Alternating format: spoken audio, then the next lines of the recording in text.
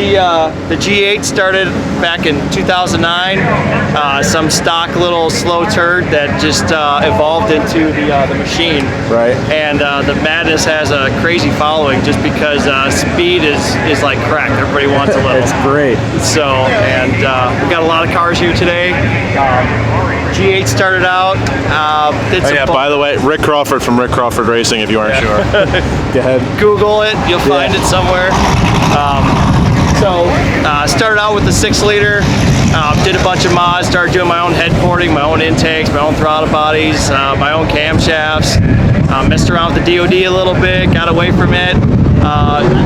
After doing a bunch of other people's cars and stuff, eventually I found a good combination. I said, you know what, this is what I'm going to build my car. So I came up with that 6-liter build. Right. I got down to run 1050s at that track rental up in Cecil, and it was incredible. And then everybody else just fell in the black hole of building G8s. Yeah. I mean, even this year at LS Fest, I mean, how many G8s we got out here now? A lot. Yeah. A lot. You know, so it is. Once they see a fast car, they think it must be the car. Yeah. It must be just G8s are just naturally fast. So I gotta have a G8. So right now, the evolution of things, we've got away from the 6-liter.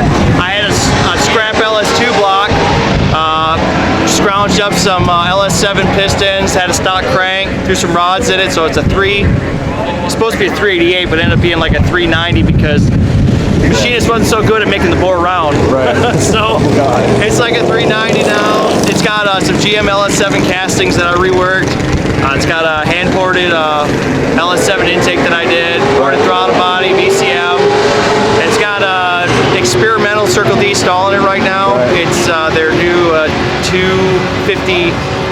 252. It's in between, and it stalls about 4,500. Cool. We're cutting like 139 short times today with it. Right. So we're hoping to get some more 9-second passes. It's got a dry shot on today. Usually I offset for the heat. Yeah. I got some injectors from FIC. Right. There's some big 94s. And we're working on some injector testing on it, see what we can get. It's got a custom 3.5-inch exhaust, some Camaro Paft headers that I made fit. Right.